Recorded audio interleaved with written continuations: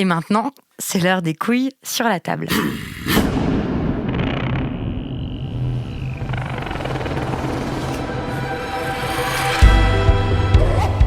Chers auditeuristes des couilles sur la table, même si les podcasts s'écoutent à toutes les périodes de l'année, je sais que vous êtes nombreux à les écouter le jour de leur sortie. Et donc je me suis demandé de quel genre de discussion nous aurions le plus besoin avant les fêtes de fin d'année qui s'approchent. Et j'ai repensé à ces grandes tablées dans lesquelles je me suis retrouvée souvent désemparée, sans savoir comment répondre à tout un tas de préjugés très répandus sur le sexe et sur les prétendus destins auxquels ils nous obligeraient. Vous savez, quand votre cousin commence à expliquer que les hommes sont naturellement infidèles car ils ont besoin de disséminer leurs spermatozoïdes et que s'ils ont des pulsions violentes naturelles, c'est pour faire comme leurs cousins, les chimpanzés dominants, et que nos utérus sont faits pour être remplis et qu'on est censé tous se reproduire et enfin bref, vous voyez quoi. Donc je me suis dit que ça serait le bon moment pour faire cette fameuse émission sur le genre, la nature, l'instinct, les animaux, les hormones. On va le faire avec Thierry Hoquet. Thierry Hoquet, bonjour. Bonjour. Vous êtes professeur de philosophie à l'Université Paris-Nanterre et vous travaillez sur les sciences de la vie. Vous avez des connaissances assez poussées en biologie et en physique. Et vous vous intéressez aussi depuis fort longtemps au genre et à la virilité, puisque vous avez signé, il y a 10 ans, avant que ça devienne à la mode, un livre qui s'appelle « La virilité », sous-titré « De quoi rêvent les hommes ». Et puis, vous êtes l'auteur d'un essai qui a changé à tout jamais ce que je pensais savoir sur le sexe, donc pas au sens de sexualité, mais sur le sexe biologique, qui s'appelle « Des sexes innombrables, le genre à l'épreuve de la biologie ». C'est paru en 2016 au Seuil. Et enfin, vous avez dirigé une anthologie sur le sexe biologique en 3 volumes. Donc merci beaucoup d'avoir accepté cette invitation à nous aider à survivre aux fêtes de fin d'année et aux discussions sur la nature des hommes. Première question, Thierry Hoquet, qu'est-ce qu'un homme d'un point de vue biologique ? Ce qu'il faut rappeler d'abord, c'est que la biologie, c'est pas la science des êtres humains. C'est une science qui parle des êtres vivants en général. Donc, elle doit utiliser des concepts qui s'appliquent à toutes sortes d'organismes. Pas seulement les humains, pas seulement les mammifères, pas seulement les vertébrés même, mais beaucoup plus généralement. Donc, pour la biologie, elle va isoler des espèces dans lesquelles il y a un mode de reproduction qu'on appelle reproduction sexuée, qui n'est pas un mode de reproduction obligatoire. On peut se reproduire différemment. Mais pour les espèces à reproduction sexuée, on observe que généralement, il y a 2 contributions, une qui vient d'un mâle et l'autre qui vient d'une femelle. Donc, dans toutes les espèces qui ont cette reproduction sexuée, dont l'espèce humaine, on peut imaginer qu'il y a un mâle et une femelle, d'accord ? Et donc, dans ce cadre-là, eh bien oui, pour la biologie, l'homme, ça sera le mâle de l'espèce humaine et femme, ça sera la femelle de l'espèce humaine. Sauf qu'en fait, dans la plupart des usages ou des emplois qu'on fait de ces termes, hommes et femmes ne sont pas synonymes d'une simple définition biologique. Et c'est là que se crée une sorte de petit écart qui est très signifiant et riche ou lourd de conséquences. Qu'est-ce que je veux dire par là ? Quand Simone de Beauvoir a pu écrire « On ne naît pas femme, on le devient », par exemple. Ça peut vouloir dire différentes choses. Ça peut vouloir dire d'abord que d'un point de vue médical, si vous voulez, ou du point de vue du développement de l'individu, un individu naît de sexe féminin, mais n'est pas immédiatement une femme, au sens où il n'est pas immédiatement doté de la capacité de reproduction, par exemple. Il faut attendre un certain temps, ça n'est pas donné à la naissance. Donc, être un individu qui contribue à la reproduction sexuée, ça demande un temps. Donc ça peut être un premier sens tout à fait basique de la phrase de Beauvoir. Mais plus généralement, on peut dire « on ne naît pas femme, on le devient ». C'est une manière de dire qu'il faut séparer le concept de femme, qui est une réalité qui est biologique, mais que l'on connaît toujours dans des instances, dans des exemples qui sont historiquement situés, socialement situés. On ne connaît pas la femme biologique. On connaît toujours des femmes ou des hommes qui sont des hommes de telle société à telle époque, en tel lieu. Voilà. Et donc, il y a un écart en fait ici qui fait que, je dirais, un être humain n'est jamais nu, n'est jamais purement biologique. Un être humain, c'est toujours une matière biologique, mais qui est en quelque sorte enchevêtrée à des déterminations socio-culturelles, historiques, etc. Ce qui fait que tous les êtres humains que nous connaissons ne sont jamais la pure illustration de ce que c'est qu'un mâle ou une femelle, qui sont les seuls concepts biologiques stricts. C'est-à-dire, in fine, ce que je dirais pour répondre à votre question, c'est que homme et femme sont des concepts qui sont enchevêtrés de biologie, qui comprennent des aspects biologiques, mais dans lesquels on ne voit jamais la biologie pure. Voilà. Donc, maintenant, vous pouvez reformuler votre question, s'il vous plaît. Donc maintenant... Qu'est-ce que la biologie nous dit d'un mâle, en fait? Qu'est-ce que la biologie nous dit d'un mâle? Ou d'un homme, en l'occurrence. Qu'est-ce que la biologie nous dit d'un homme? Théoriquement, donc si on emploie cette définition stricte dans une espèce à reproduction sexuée comme la nôtre, un mâle, globalement, généralement, c'est un individu qui produit des petits gamètes, donc des spermatozoïdes, en grand nombre. Par opposition à une femelle qui sera un individu qui produit des gros gamètes, des ovules, en petit nombre. Donc, typiquement, biologiquement, c'est ça la définition. Voilà. Et le fait qu'il faille, du coup, des mâles et des femelles et des mâles pour faire des bébés, c'est un fait qui est globalement accepté par tous les biologistes. Voilà. Ça, il n'y a pas beaucoup de débat là-dessus. Éventuellement, on peut dire que dans certaines espèces, la contribution des mâles et des femelles est à peu près équivalente. C'est ce qu'on appellera des espèces isogames. Elles produisent les mêmes gamètes. Mais quand même, dans les espèces à reproduction sexuée, ce qu'on appelle l'anisogamie, c'est-à-dire que les deux contributions ne sont pas équivalentes, c'est quand même le modèle dominant. Et c'est le nôtre dans l'espèce humaine. Et c'est le nôtre dans l'espèce humaine. Alors, je vous pose cette question parce que tout votre ouvrage, c'est sur qu'est-ce que c'est le sexe. Là où le bon sens nous dit que le sexe, c'est le sexe. Le sexe, ça nous paraît... on pense aux vaches et aux taureaux, on pense aux animaux qu'on connaît, on se dit c'est pas compliqué, il y a des mâles et il y a des femelles, et voilà. Puis en fait, vous, votre essai, vous montrez que non, en fait, c'est beaucoup plus compliqué que ça, qu'il n'y a pas forcément en fait de sexe, tout dépend le sens qu'on accorde au mot sexe, et donc je me dis, le sexe mâle, qu'est-ce que c'est ? Alors, c'est là qu'il y a un écart, vous voyez, parce que si la définition biologique, c'est juste de dire il y a des contributions des individus à la reproduction qui ne sont pas équivalentes, ok ? Mais en fait, on voit bien que quand on parle d'hommes et de femmes, on pense à plein d'autres choses. Et que la question qu'on doit se poser, c'est qu'est-ce qui est contenu dans ce petit fait biologique, très important, mais petit quand même, qui est de dire il y en a qui font des spermatozoïdes et d'autres qui font des ovules. Qu'est-ce que ça implique ? Alors, c'est très lourd, en fait, parce que déjà, il faut rajouter un truc qu'on n'a pas dit. C'est qu'en fait, dans l'espèce humaine, les organes qui font les gamètes sont séparés dans des individus différents.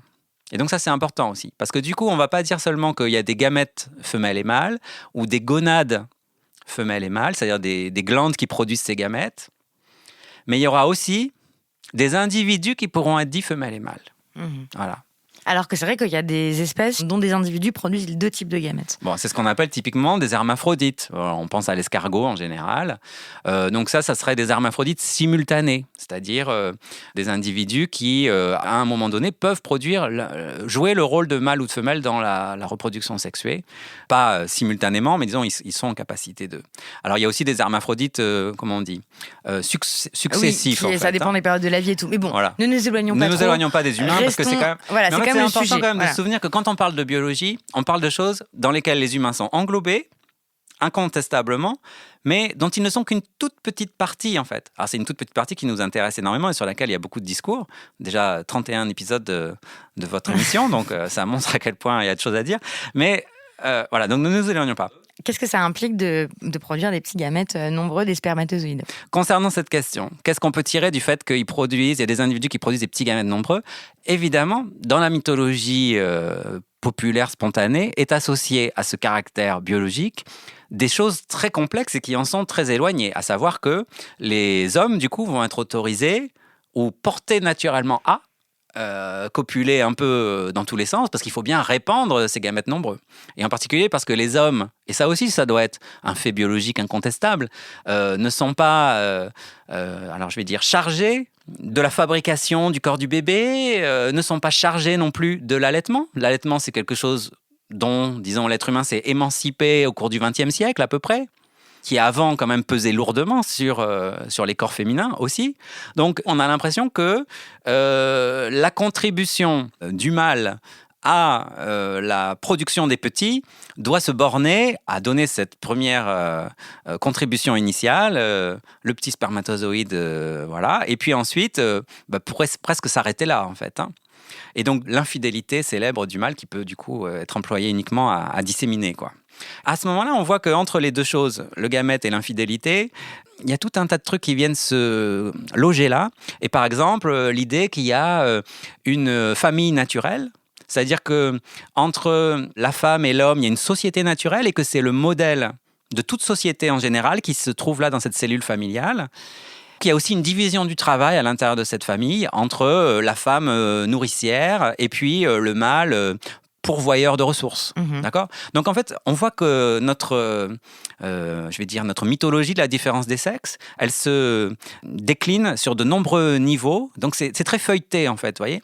Et évidemment, c'est tellement fort, tellement prégnant, ça explique tellement de choses en fait, qu'on a du mal à se dégager de cette mythologie-là.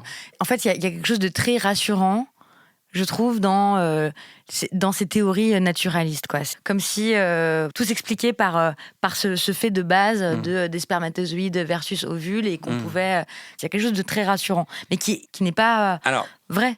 En fait, ce qu'il faut comprendre, c'est que si on s'intéresse à ce que c'est que mâle et femelle, la difficulté dans notre espèce, c'est que tout est ramassé, en fait. Mâle ou femelle, c'est à la fois le gamète, à la fois la glande, la gonade, à la fois l'individu. Oui. Et du coup, on a tendance à superposer différents niveaux et à voir le gamète, le spermatozoïde, comme un individu en petit. Une sorte de mini-mâle, en fait, déjà. Et du coup, on est porté à une sorte d'animisme, en fait. C'est-à-dire, on se projette, nous, en tant qu'individu complexe, dans un gamète, en fait. C'est très bizarre. Et du coup, ça donne lieu à toute la mythologie sur les récits de fécondation, voilà, qui sont comme La Belle au bois dormant. Oui, alors ça, par exemple, c'est dans votre livre que je l'ai lu. Si vous voyez ce qu'on une apprend image, à l'école, c'est il y a un gros ovule qui attend. Et puis, il y a tous ces spermatozoïdes guerriers là, qui vont arriver et qui vont se battre et qui vont transpercer l'ovule et que le plus fort gagne. Et l'ovule ne fait rien, l'ovule attend, l'ovule est passif. Bah, l'ovule, c'est la Belle au bois dormant. C'est la Belle au bois fait. dormant, Voilà. Elle attend le baiser du prince. Sleeping Beauty. Hein. Voilà. Donc, voilà. Et en fait, c'est très intéressant parce que quand le langage nous prête à voir les choses comme ça, dans la mesure où on dit, quand on voit une image d'un ovule avec des spermatozoïdes, on dit l'ovule va être fécondé par le spermatozoïde. Être fécondé par, c'est-à-dire c'est la passivité passif. en fait. Okay. L'ovule ne fait rien. Et donc il a fallu faire des expériences pour montrer qu'en fait l'ovule, s'il était mort par exemple, il n'y avait pas de fécondation possible, quoi. Et puis que l'ovule choisissait, enfin il y avait une sélection du spermatozoïde par l'ovule. Voilà, aussi, et puis il y a des processus actifs par lesquels le spermatozoïde peut être guidé vers certains récepteurs, etc. Donc l'ovule fait plein de choses en fait, mais qu'on ne voit pas nécessairement. Et pourquoi est-ce qu'on ne les voyait pas ? Cette science-là, elle a été écrite par des hommes. Bon. Donc, ça ne veut pas dire que parce qu'on est un homme, on est prisonnier nécessairement de son point de vue, etc. Mais malgré tout, il y a cette idée que ce n'est pas simplement l'acte de reproduction, mais la division du travail telle qu'elle a lieu dans la société qui est à l'œuvre. C'est-à-dire, en fait, quand on montre une femelle accumulatrice et passive et un mâle actif, dynamique et explosif, on a l'impression qu'on n'explique pas seulement la reproduction, mais l'histoire générale de l'humanité et de la société. Donc c'est cet animisme que j'appelle, plutôt que de sexisme, je parlerais d'animisme, c'est-à-dire cette manière de projeter dans nos gamètes minuscules et longtemps inconnus des représentations des individus en fait, avec une personnalité, et du coup avec un destin de l'humanité derrière. Quand on voit qu'un spectacle populaire qui tourne dans les théâtres de toute la France, c'est un truc anglo-saxon d'ailleurs, hein, c'est les hommes viennent de Mars, les femmes viennent de Vénus, on voit bien l'animisme, au sens où hommes et femmes, ça n'est même pas des données biologiques, c'est Mars et Vénus. Donc c'est une sorte de truc cosmique en fait qui est rejoué par chacun d'entre nous en fait. Et si on pense que justement Mars et Vénus, ce sont les signes même avec lesquels la biologie écrit les symboles mâle et femelle, que le signe qui dit mâle c'est le célèbre bouclier de Mars avec son petit glaive et que le signe de Vénus c'est la femme qui tient son miroir, on voit à quel point la manière dont nous parlons de mâle et de femelle est en fait toujours déjà codée, inscrite dans une mythologie qui va bien au-delà de simples données biologiques. Il y a tout un impensé qui est immédiatement réinvesti dans le type de savoir que l'on peut prendre. Et c'est très difficile de s'arracher à la mythologie pour une raison très simple, c'est que beaucoup de nos concitoyennes et concitoyens sont attachés férocement à cette mythologie parce qu'il y va de leur identité propre. On pourrait dire que voilà, la question qu'on peut se poser, c'est est-ce qu'on est des êtres humains avant d'être des femmes ou des hommes ? Eh bien, je crois que pour beaucoup, l'identité sexuée, c'est le premier déterminant d'un individu. Et après viennent peut-être la religion, des choses comme ça. Et puis tout en bas, le fait d'être un être humain, oui, ça c'est secondaire en fait. Il n'y a qu'à voir ce qu'on fait aux migrants en ce moment. Donc, reprenons. On revient à la question basique, enfin en apparence, de combien il y a de sexe. Est-ce que le sexe, c'est que de la gamète ? Parce que vous dites, bon, il faut rappeler qu'il y a un sexe gamétique, mais il y a aussi un sexe génétique, un sexe gonadique, un sexe gonophorique interne, gonophorique externe, hormonal, somatique, etc. En fait, il y a plein de façons de définir le sexe. En fait, c'est ça. C'est-à-dire... Alors maintenant, on parle des individus humains, d'accord ? Et ce qu'on appelle le sexe d'un individu, c'est pas une réalité qui serait logée quelque part dans le corps et qu'on pourrait pointer du doigt et uniquement là. C'est un truc beaucoup plus complexe au sens où ça se traduit à plein de niveaux différents, d'accord ? Quand je vous vois, quand je vous parle, quand je lis votre prénom, ou voilà, je fais des inférences en fait sur vous. Mais à aucun moment, j'ai eu accès à votre formule chromosomique, par exemple. Et pourtant, je dirais, vous êtes une femme, c'est un homme, etc. Voilà. Donc, ce que je veux dire, c'est que le sexe est un truc qui est distribué à plein de niveaux. Il y a certains niveaux qui sont logés dans vos cellules et qui sont déterminés dès la fécondation. C'est votre sexe chromosomique. Et puis, il y a des choses qui concernent votre sexualité à laquelle je n'ai pas accès, qui concernent votre identité psychique, la manière dont vous choisissez de vous présenter ou pas, votre anatomie, etc. Et donc, au début, quand j'ai commencé à travailler sur ces questions, des gens me disaient « Mais en fait, on peut faire des inférences très fortes ». C'est-à-dire, si je rencontre un individu que je classe dans la catégorie femme ou homme, je vais pouvoir aussi faire des déductions et des déductions valides, en fait, sur sa formule chromosomique, sur le type de gamètes qu'il produit, qu'il ou elle produit, etc. Donc, le sexe, il est distribué à plein de niveaux, mais ces niveaux sont supposés être en cohérence les uns avec les autres. On est avec un chromosome, reprenons les hommes, puisque c'est ceux qui nous intéressent là principalement. Inès avec un chromosome XY, et de là tout s'ensuit. De là tout s'ensuit, c'est-à-dire en fait, ils vont avoir un développement qui va conduire à la formation de testicules, d'un pénis, et donc à partir de là, à la puberté, la production de spermatozoïdes, et puis du coup aussi une identité psychique d'homme, une socialisation comme homme, un numéro de sécurité sociale qui commence par 1, et puis voilà, tout ça s'ensuit. Seulement, en fait, la question, c'est à la naissance, est-ce qu'on a prélevé une cellule à cet individu pour savoir s'il était XY ? Non. Le sexe a été déduit à partir d'un autre critère. On a regardé entre les jambes du petit bébé, et on a dit « c'est un garçon ». D'accord ? Et c'est à partir de ça qu'on a fait toute l'inférence. Mais à aucun moment, on a fait un karyotype, vous voyez ? Donc, il y a cette idée que le sexe, il est distribué à plein de niveaux, mais que ces niveaux sont jugés, sont supposés être en cohérence. Donc, à ce niveau-là, on dit qu'il y a 2 sexes, parce qu'il y a 2 formes typiques, et puis 2 formules chromosomiques typiques, et puis voilà. Et puis 2 sexes d'état civil à la fin. Seulement, voilà, il y a des individus qu'on appelle les personnes intersexuées, qui ont, alors, soit des formules chromosomiques, soit des anatomies génitales, qui ne sont pas typiques de l'un ou l'autre sexe. Et donc, ces individus-là, qu'est-ce qu'on en fait dans le système humain, qui est un système comme ça, présenté comme binaire ?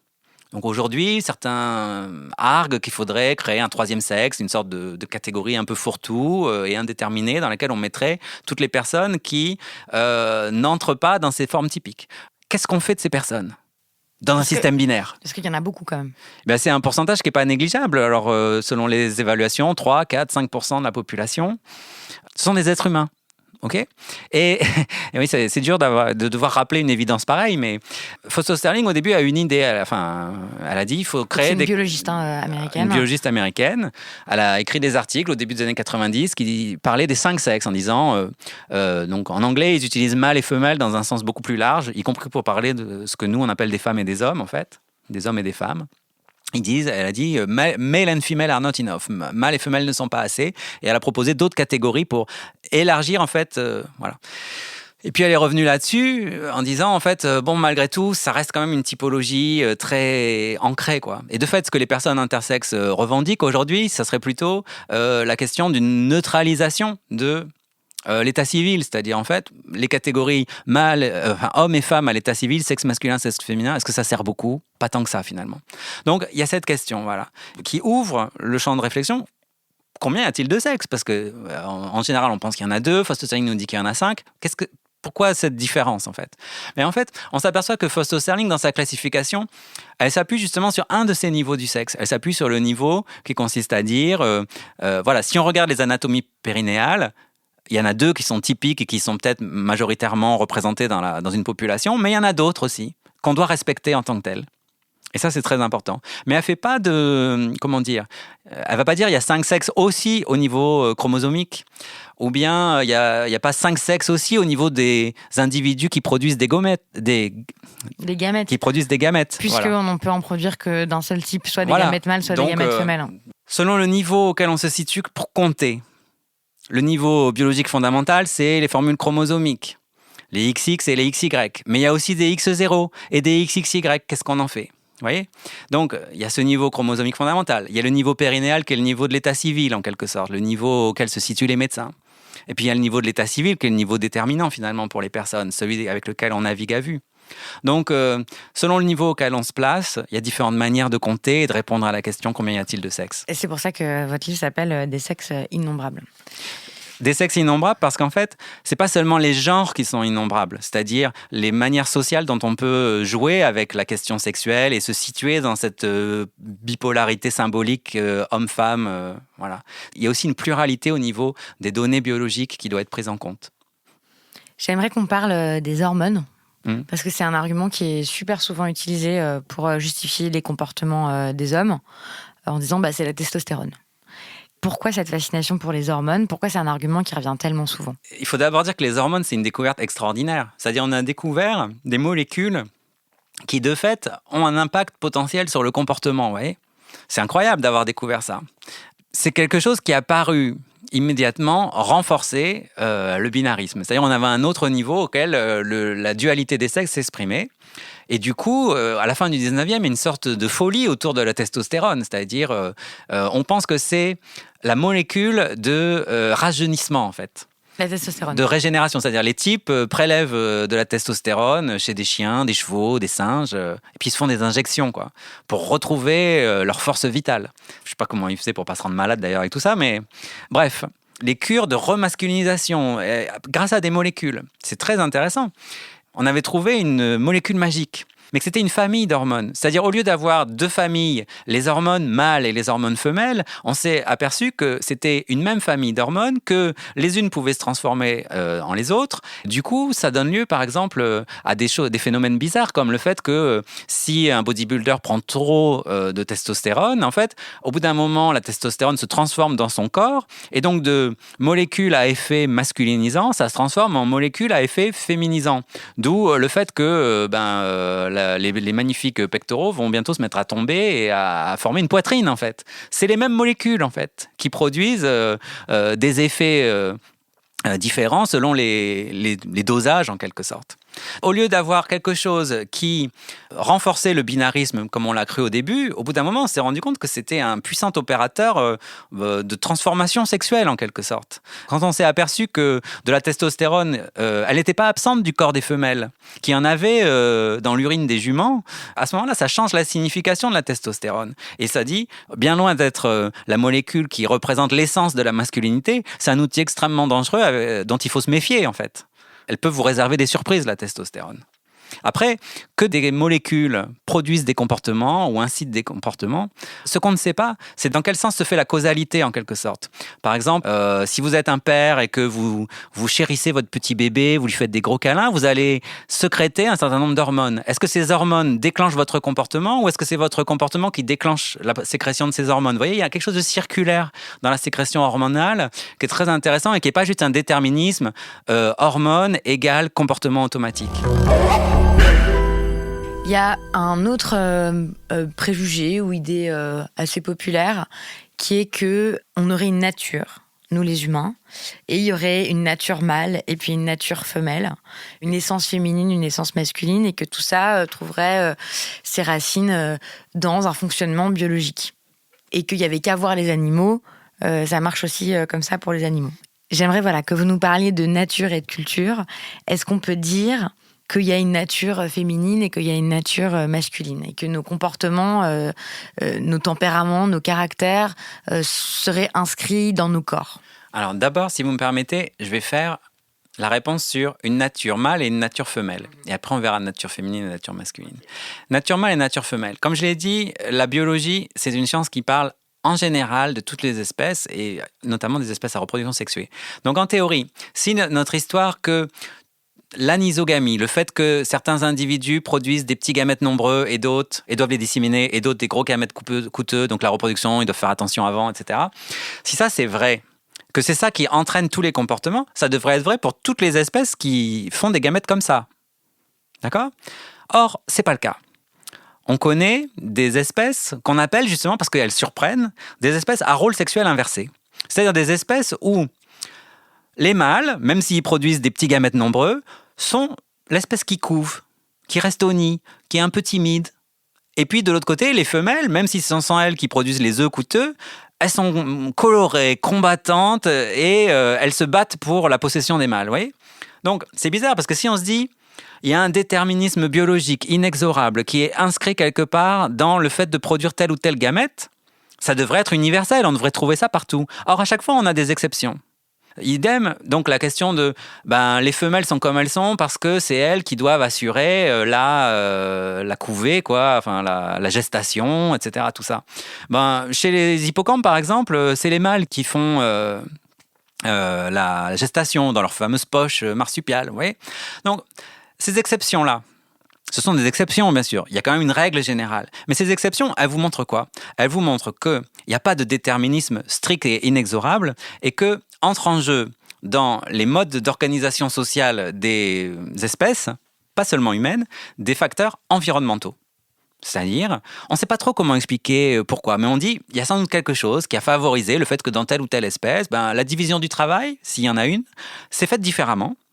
Donc voilà, pas de déterminisme strict, c'est-à-dire l'anisogamie, ça a l'air d'être quelque chose d'extrêmement percutant pour expliquer pourquoi les hommes et les femmes se comportent comme ils le font. En fait, l'anisogamie, c'est peut-être un des éléments de l'équation, mais c'est pas le tout de l'équation. Voilà, premier point. Le deuxième point, c'est qu'en fait, l'espèce humaine, c'est une espèce qui est paradoxalement peut-être assez isolée. C'est-à-dire... Bien sûr, il y a des cousins primates, d'accord ? Mais regardez les cousins primates que nous avons. Nous avons d'un côté les orang-outans, où l'organisation sociale, c'est souvent une femelle célibataire avec ses petits et des mâles qui viennent de manière occasionnelle. Les gorilles, chez qui on a une structure, on pourrait dire, patriarcale, avec un mâle dominant, un groupe de femelles, les autres mâles qui sont rejetés à l'extérieur et qui du coup sont contraints, les pauvres, à des comportements homosexuels en attendant que des femelles se présentent. Vous voyez ? Les chimpanzés, chez qui l'organisation sociale est beaucoup plus fluide, avec des sortes de rivalités et des rapports un peu furtifs entre les individus. Les bonobos, qui sont célèbres parce qu'ils ont des modes de pacification sociale qui passent par le frotti-frotti génital et plein de choses passionnantes. Oui, donc autour des espèces les plus proches de nous d'un point de vue évolutif, on a des modes d'organisation sociale très divers. Et ça a perturbé les biologistes parce que effectivement, si on appartenait à une sorte de famille uniforme où le modèle du gorille, par exemple, serait celui qui est représenté par toutes les familles les plus proches que nous, on se dirait « Ah ben oui, nous aussi, alors ça doit être comme ça ». Et le mâle dominant, c'est quelque chose qui est codé biologiquement. Mais il y a ce trouble. Du coup, ils ont essayé de faire des calculs, entre guillemets, c'est-à-dire, ils ont dit, alors voyons, plus la compétition sexuelle doit être intense entre les mâles, plus le pénis doit être grand. Donc, par exemple, chez le gorille, vu qu'il y a un seul mâle dominant, il peut se permettre d'avoir un micro-pénis ou un pénis de taille très minime par rapport à sa taille. En revanche, chez les chimpanzés, où la compétition est beaucoup plus aiguë, du coup, la taille du pénis est un peu plus grande aussi. Donc, ils ont dit, alors les humains, alors on va regarder la taille du pénis par rapport à la taille globale de l'individu, et puis on va voir, à partir de là, on va déduire le mode naturel d'organisation sociale des humains. Et alors, à quoi est-ce qu'on a abouti, à votre avis ? On a abouti à l'idée que chez les êtres humains, le mode d'organisation naturelle, ça serait une sorte de monogamie avec légèrement contrainte, quoi. C'est-à-dire, les mâles ont une légère tendance à l'infidélité quand même, mais bon, globalement, ça va. Ça tombe bien, dis donc. Vous vous rendez compte ? C'est sympa. On avait enfin trouvé la justification biologique de notre organisation sociale, notamment contre tous les affreux polygames qu'on peut trouver dans des pays bien loin de chez nous, bien sûr. Voilà. Donc, vous dites ironiquement, hein, parce ironiquement. qu'en fait, c'est pas... C'est vrai que l'ironie a besoin d'être soulignée, sinon on n'est pas sûr. Non, parce qu'il y a des gens qui soutiennent vraiment ça, en fait. Ouais. C'est-à-dire qu'il y a Mais il y a une passion, des biologistes qui soutiennent ça. Il y a des biologistes, Ouais. enfin, une des passions, et je sais qu'il faut se méfier, c'est de passer son temps à chercher dans la biologie des justifications de nos organisations sociales. Mais bien sûr, donc là, ce que je veux dire effectivement avec beaucoup d'ironie, c'est qu'en fait, il y a des discours qui sont des discours de naturalisation. C'est-à-dire qu'ils vont chercher dans la biologie, par tous les moyens possibles et contre toutes les évidences possibles, des justifications pour un certain ordre social. Donc, contre ça, il faut se braquer en quelque sorte. C'est-à-dire il faut se demander ce que les gens ont dans la tête quand ils vont chercher la nature.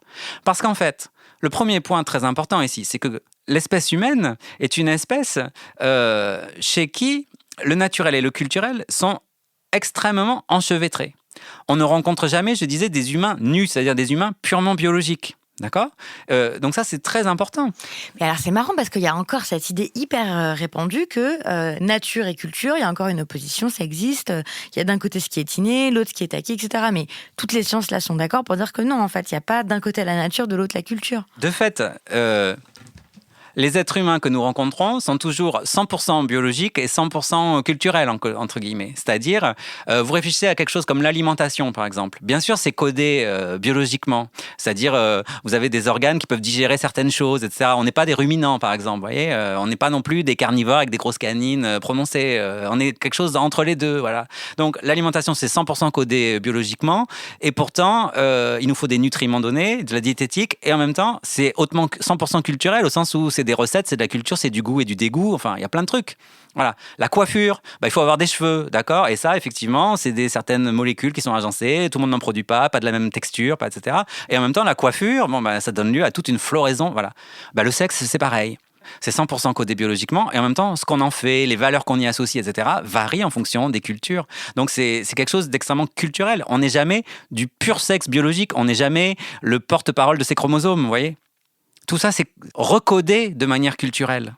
Donc, voilà, ici, la biologie, elle intervient toujours comme une justification qui vient rarement, et c'est très rare pour la science, elle vient rarement nous déconcerter, cette biologie, si on s'en tient à la biologie standard, telle qu'on se la représente dans Les hommes viennent de Mars et les femmes viennent de Vénus. Elle vient toujours conforter, comme par hasard, nos préjugés sociaux ou les désirs qu'on a.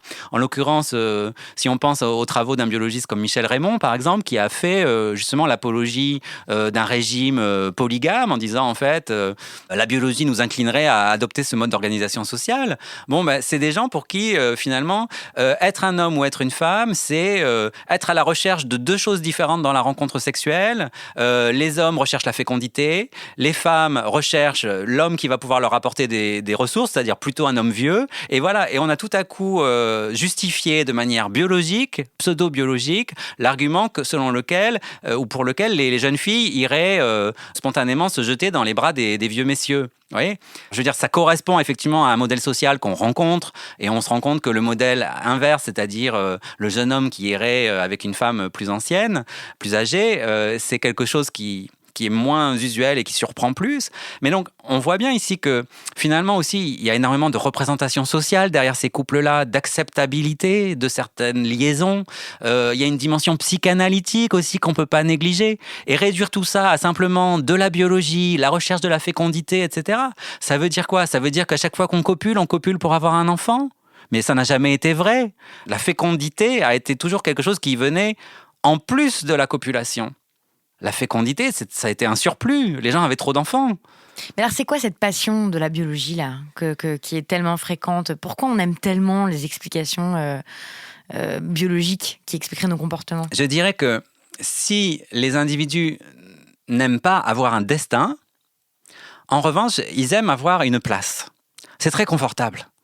C'est très fatigant de devoir s'inventer ou se dire qu'on a une responsabilité ou se dire que les choses pourraient être autrement qu'elles ne sont. Et la biologie, de ce point de vue-là, ou cette biologie-là qu'on raconte, c'est très rassurant parce que y a pas à se poser de questions, il y a des choses qui vont de soi. Je vais donner juste un exemple, mais voilà, si vous avez des désirs homosexuels, par exemple, des désirs pour une personne du même sexe que vous, C'est assez difficile à accepter déjà soi-même, à faire accepter à sa famille. Si vous êtes hétérosexuel dans le monde dans lequel vous évoluez, eh bien, il y a des choses qui vont de soi, en fait.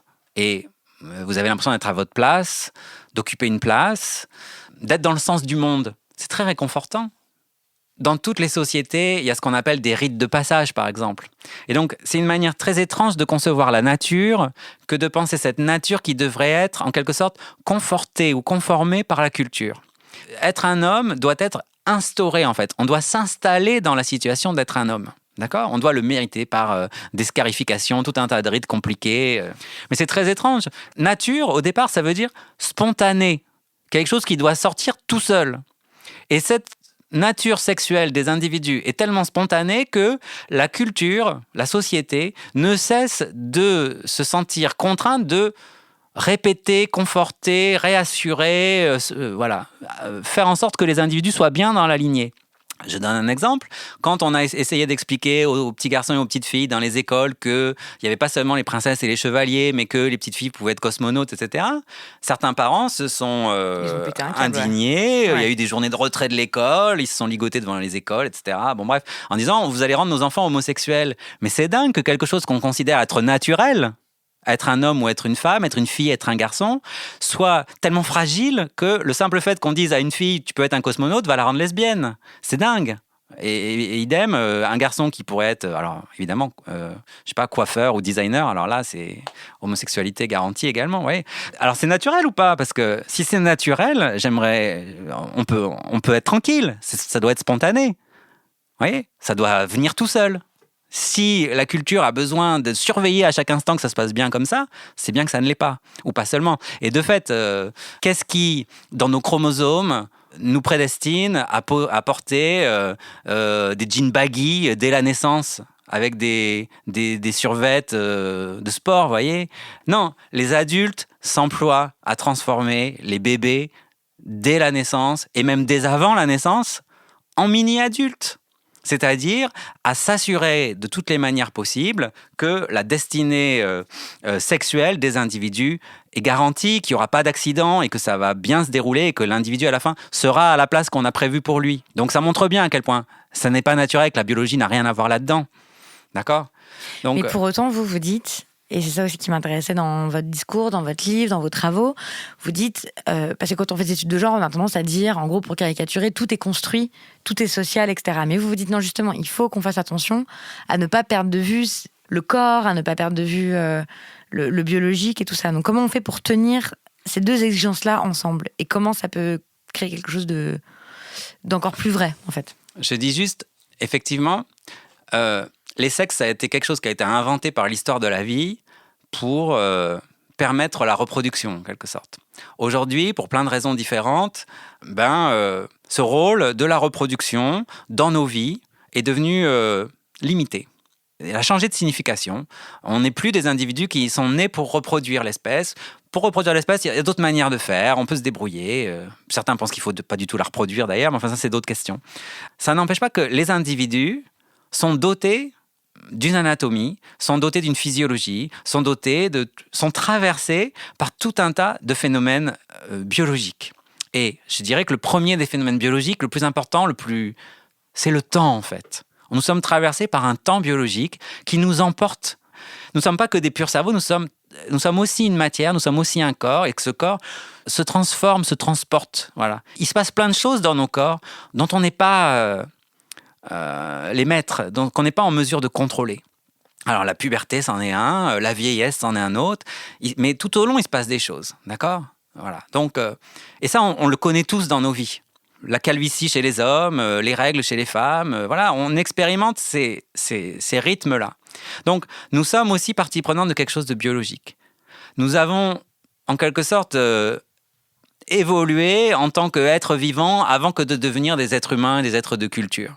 Donc, tout ça, ça garde un rôle. Les biologistes, ils veulent tout assigner à un certain récit naturaliste qui n'attribuerait d'importance qu'à cela.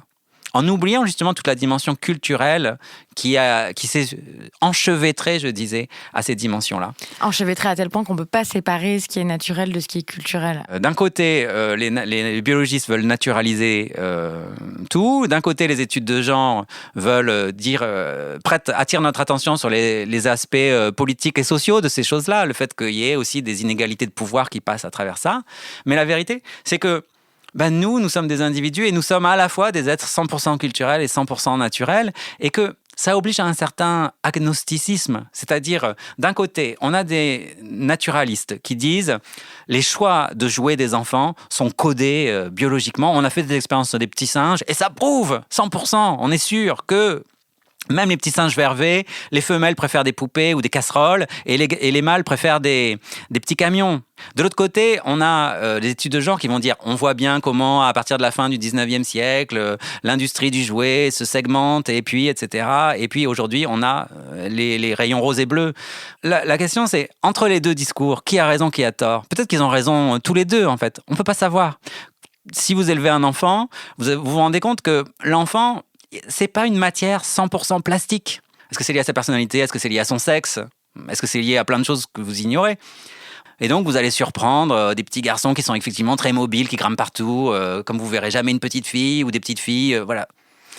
Vous savez pas si c'est biologique, si c'est culturel, quelle est la part du social, si c'est dû à votre regard, à votre éducation, au fait que la nounou a fait ci ou l'école a fait ça.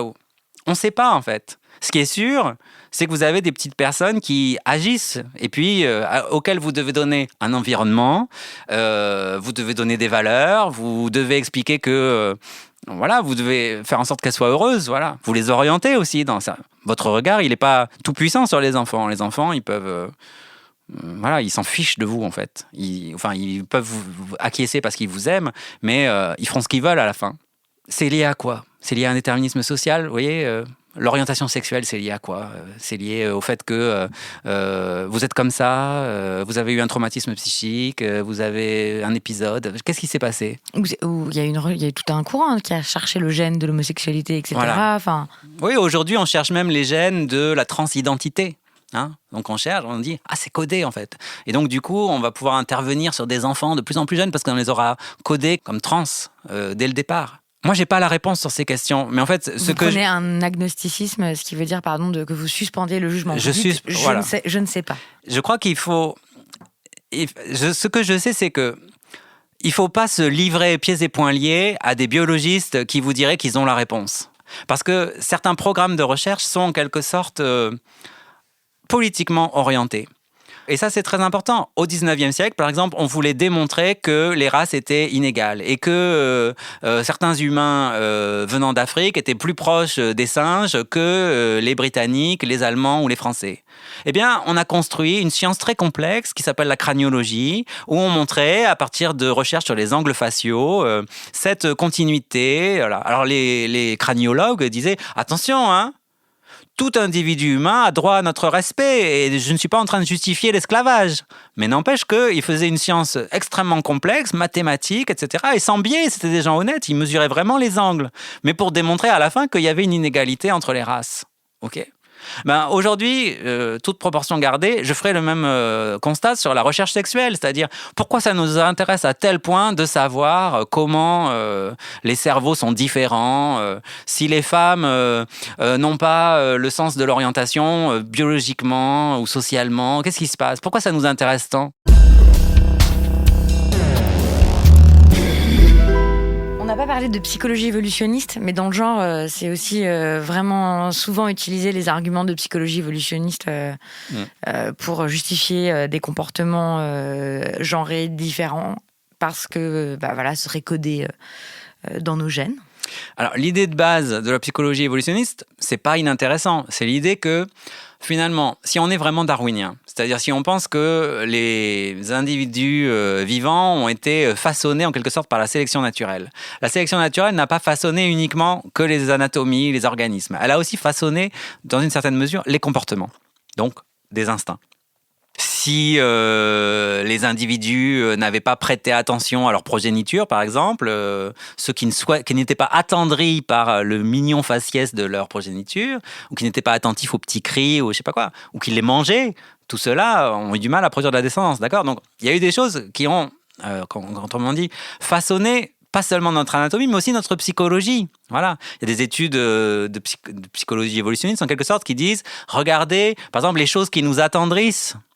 Les bébés tortues, les petits bébés chiots. Ils disent, il y a un très bel article de Stephen Jay Gould là-dessus qui dit, regardez, c'est des faciès, des petites têtes rondes en fait, qui ressemblent à nos têtes de nos bébés en fait. Donc ce qu'on trouve mignon chez d'autres espèces, c'est en fait quelque chose qu'on a été sélectionné à aimer, c'est-à-dire la petite tête ronde des bébés.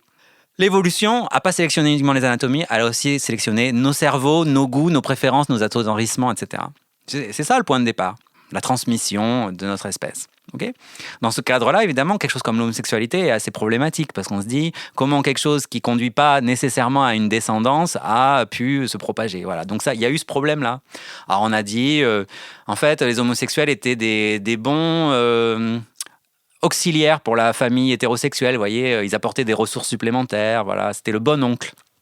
Voilà, dans la famille. Et comme il partageait des gènes avec sa sœur, celle-ci a pu transmettre les gènes homosexuels sans que l'homosexuel se reproduise nécessairement. Voilà, il y a eu ce problème-là, vous voyez. Et en fait, c'est ce qui est très intéressant, c'est qu'à partir, disons, de tout ça, ce sont à la fin des raisonnements de plausibilité essentiellement. C'est-à-dire, on essaye d'imaginer des récits qui rendent raison du fait que certains caractères qui seraient tous nécessairement codés génétiquement à la base se seraient transmis, se seraient propagés dans la lignée humaine qui aboutit à ces choses merveilleuses que nous sommes. Donc, c'est ça le point de départ. De la psychologie évolutionniste, qui n'est pas ce à quoi vous souscrivez forcément. Voilà, et donc à partir de là... En fait, ce qui m'agace terriblement là-dedans, c'est cette idée d'abord que finalement, à partir de comportements, qui sont souvent des comportements, on va dire, historiquement extrêmement récents. Par exemple, si on regarde donc la consommation de pornographie, par exemple, par les hommes, qui occupe une part très importante du trafic global sur Internet, c'est quand même un fait frappant. Mais c'est un phénomène extrêmement récent également, puisque ça implique l'existence d'Internet, etc. Donc, dire que tout ça, c'est codé par, disons, des choses qui auraient été importantes pour la survie de l'espèce au Pléistocène, c'est un peu pareil, dédouaner les individus de la responsabilité de leur comportement individuel, en fait. Quoi. Voilà, de leur responsabilité. Là, vous parlez du porno, mais il y a même des gens qui font des théories sur le viol. Il y a des chercheurs, il y a 2 chercheurs de la California State University, ça fait des dizaines d'années qu'ils publient des articles pour expliquer que le viol, c'est une technique de reproduction tout à fait naturelle, qui permet au mâle de s'assurer une descendance et que, donc en fait, c'est tout, encore une fois, c'est comme la naturalisation, la psychologie évolutionniste, ça sert à justifier des comportements en disant qu'en gros, on n'y peut rien, quoi. Quel est l'argument ici ? Eh bien, je dirais c'est sur l'histoire naturelle du viol, c'est-à-dire l'idée que le viol existe dans d'autres espèces que l'espèce humaine et que dans notre espèce, ça n'est qu'un comportement biologique comme les autres. On trouve finalement la même chose que dans ce que j'appellerais l'histoire naturelle de l'homosexualité. C'est-à-dire l'idée qu'on trouve des comportements homosexuels dans la nature et pas seulement chez les humains. Okay ? Et on voit ici comment la naturalisation peut jouer dans des stratégie politique complètement différente. Du côté de l'histoire naturelle du viol, c'est un truc qui, en fait, contribue à légitimer le viol, entre guillemets, à dire que c'est une chose qui n'est pas si mauvaise que ça, ou en tout cas qu'on peut comprendre. Et de la même manière, ça peut être utilisé, l'histoire naturelle de l'homosexualité, pour justifier ces comportements et dire, ils sont dans la nature, donc ils ne sont pas mauvais. Sauf qu'en fait, si on est une personne à l'entendement, je peux dire, ordinaire, peut-être de gauche, on trouve que l'histoire naturelle du viol, c'est dégueulasse, et l'histoire naturelle de l'homosexualité, pourquoi pas, après tout. D'accord ? En fait, c'est quoi le fonctionnement est le même, c'est-à-dire, on va identifier dans la nature, chez des espèces aussi diverses que des punaises, des oiseaux ou des mammifères, des choses qu'on va appeler homosexualité ou qu'on va appeler viol. C'est très compliqué. Il y a des punaises, par exemple, qui, pour se reproduire, au lieu de passer par l'intromission classique, le mâle transperce la femelle et lui injecte directement ses spermatozoïdes dans le corps. On appelle ça viol chez les punaises. Ouais, enfin, il y a des biologistes féministes qui ont dit peut-être qu'on devrait parler simplement de copulation forcée, ou voilà, viol, c'est trop psychologique en fait. Sur la question de l'homosexualité, quand vous trouvez 2 scarabées mâles accrochés l'un à l'autre et que vous dites c'est de la même manière de l'homosexualité, est-ce que ça a un rapport avec ce que c'est que être gay en 2018 ? Ça n'a rien à voir en fait. Donc moi je suis mal à l'aise par rapport à ces tentatives de naturalisation qu'elles servent des fins émancipatrices ou qu'elles servent des fins dominatrices, quoi. Voilà. Je trouve que dans les deux cas, on a tendance à projeter dans la nature des représentations trop simplifiées de certains comportements humains et en les détachant de leurs institutions pour leur donner une forme, on pourrait dire, anhistorique, pour leur donner une forme immémorielle qu'on retrouverait de tous les temps et dans toutes les espèces en quelque sorte. Évidemment, ça a une fonction de dire c'est dans la nature, donc ça n'est pas monstrueux. Et on voit quelles conséquences on peut en tirer dans un cas ou dans l'autre. Les usages politiques de la naturalisation sont jamais à négliger en fait. Voilà. Et en tout cas, la stratégie générale de la naturalisation, c'est-à-dire de l'interprétation biologique de phénomènes socio-culturels historiques, me semble problématique, même si, in fine, il y a toujours une dimension biologique. C'est ça, donc c'est quoi la voie vous, j'ai lu que vous preniez l'objectivité forte. Enfin, c'est pas vous d'ailleurs, c'est Sandra Harding, une philosophe féministe américaine. Qu'est-ce que c'est l'objectivité forte ? C'est une objectivité qui contrôle ses biais en quelque sorte. C'est-à-dire, c'est un naturalisme qui ne s'en tient pas à l'affirmation d'idées simples. Vous voyez ? Quand on étudie vraiment la nature nous donne des leçons beaucoup plus riches et passionnantes que la simple idée qu'il faille un papa et une maman pour faire un bébé, en fait. Voilà. Ça, c'est une caricature de l'espèce humaine, une certaine conception de ce que doit être l'espèce humaine et qu'on a envie de projeter dans la nature. La nature, c'est le bazar, en fait. C'est très compliqué, la nature. L'objectivité forte, c'est se dire, quand on parle de sexualité, par exemple, dans la nature, contrôler ses biais. Contrôler ses biais, ça veut dire être conscient des préjugés qu'on a, être conscient de avec quel genre de lunettes on peut regarder la réalité, en fait, c'est ça ? Oui, l'exemple qui a souvent été donné, c'est l'exemple de la primatologie, dans lequel, finalement, on regardait principalement l'activité copulatoire des mâles, par exemple, et on ne s'intéressait pas à la sexualité des femelles. Et puis, à un moment, il y a une nouvelle génération de chercheuses qui est arrivée sur le terrain, qui a changé le regard sur la manière dont les femelles pouvaient, justement, n'étaient pas spontanément monogames, mais avaient, au contraire, des copulations multiples avec des mâles multiples, et on a cherché à comprendre pourquoi elles faisaient ça, et quels intérêts elles pouvaient y avoir aussi. Alors qu'avant, on ne l'avait pas vu. On disait le mâle est polygame et la femelle est monogame, en fait. Une nouvelle génération de biologistes est arrivée, a vu les choses différemment parce que, par ailleurs, c'était des femmes qui avaient aussi un engagement féministe ou une culture féministe et du coup, elles voyaient les choses différemment aussi. Est-ce que ça veut dire que la science est une idéologie ? Non. Mais ça veut dire qu'il y a un contrôle des biais qui doit être fait, c'est-à-dire des points de vue différents peuvent se compléter, être réorganisés, etc. Aux gens qui travaillent dans les sciences humaines et sociales, je crois qu'il faut que ces personnes s'engagent aussi dans une certaine compréhension du discours biologique. Car il ne faut pas simplement, disons, s'enfermer dans un discours des sciences humaines et sociales qui est un discours de la déconstruction, un discours critique, un discours où tout est in fine politique, pendant que les naturalistes, eux, les biologistes, les psychologues, etc., font des interprétations biologisantes à outrance.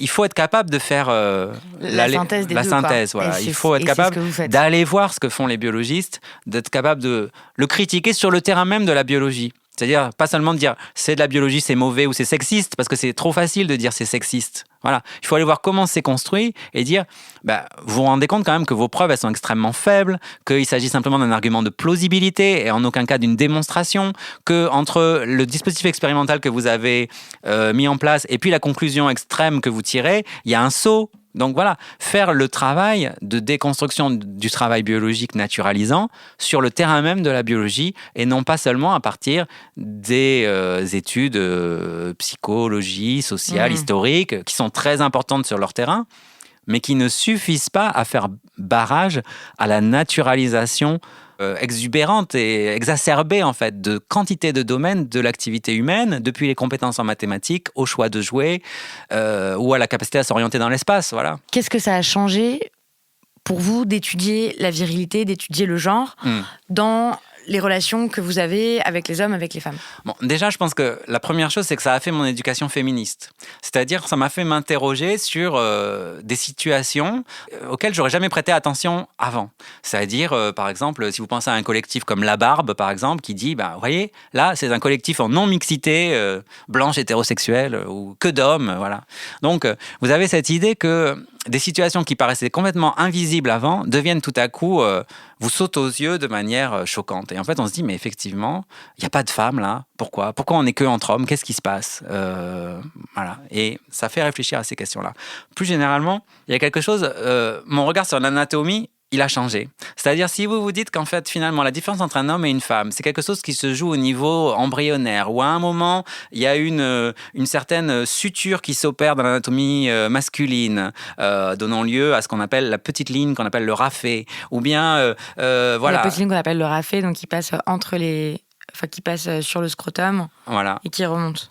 Sur la verge. Et qui part de l'anus, si je ne m'abuse. Donc, c'est juste une petite différence comme ça. Si vous vous dites qu'un pénis, d'une manière ou d'une autre, ça s'apparente à ce qu'est un clitoris, que finalement, c'est la même structure, en fait, qui s'est développée différemment, qui a pris 2 voies différentes dans le devenir de l'embryon, en fait. Ça change...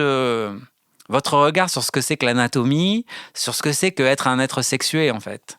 Et cette attention, je dirais, accrue au caractère extrêmement fragile de tout ça. C'est-à-dire que devenir un homme, devenir une femme, d'un point de vue anatomique même, c'est-à-dire...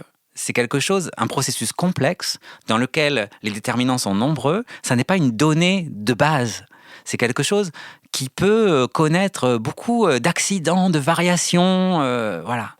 Et que ce face-à-face des femmes et des hommes, c'est pas le face-à-face entre Mars et Vénus, mais ça donne lieu à toute une diversité de formes de vie, de personnalités, de caractères, de tempéraments, dans lesquels, oui, sans doute, il y aura des individus qu'on va reconnaître comme typiques de... Voilà, mais il y a toute une phase de recouvrement, en fait, où on pourrait dire être un homme ou une femme, c'est quelque chose de secondaire, vous voyez.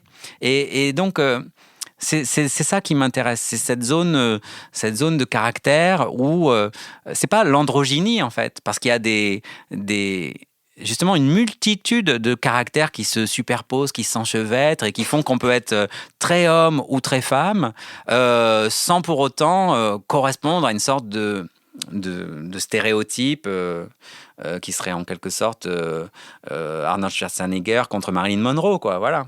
Aujourd'hui, on s'aperçoit comment dire, d'une diversité des modes de subjectivité, voilà, et des manières d'être homme, femme ou quelqu'un d'autre qui est quelque chose d'attachant, je trouve. Voilà, et d'enthousiasmant et de libre. Ouais, voilà, il y a une inventivité, en fait, que je trouve exaltante et qui est souvent recouverte par la peur de l'androgynie, en fait. Quand on dit ah oui, mais fille, garçon, c'est plus compliqué que ça, homme-femme, c'est plus compliqué. Ah oui, d'accord, bon, c'est l'androgynie, c'est tout le monde pareil, c'est la neutralité. Ben non, c'est pas la neutralité. Au contraire, c'est l'invention. Pas tout le monde pareil. Voilà. Ouais, je suis d'accord, j'ai eu cette conversation-là il y a pas longtemps avec une fille qui me disait mais c'est tellement bien ces différences, moi j'aime ces différences et tout. Et je lui disais mais tu sais, moi j'ai pas envie que les gens ne soient indifférents. J'ai juste envie qu'on puisse choisir à quel point on est différent et qu'on puisse être les plus libres possible, en fait. C'est tout. Dernière question. Quelle est l'œuvre artistique que vous souhaitez recommander aux auditeuristes? C'est un film adapté d'une comédie musicale off-Broadway qui s'appelle Hedwig and the Angry Inch. C'est John Cameron Mitchell. Le film date de 2001.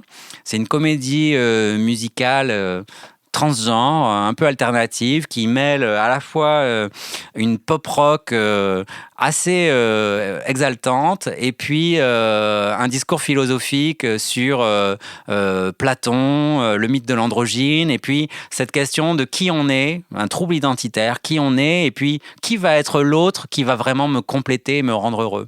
Et donc c'est une fiction qui est à la fois dérangeante, exaltante et très, très voilà, dynamisante à regarder. Voilà. Merci beaucoup Thierry Hauquet. Merci à vous.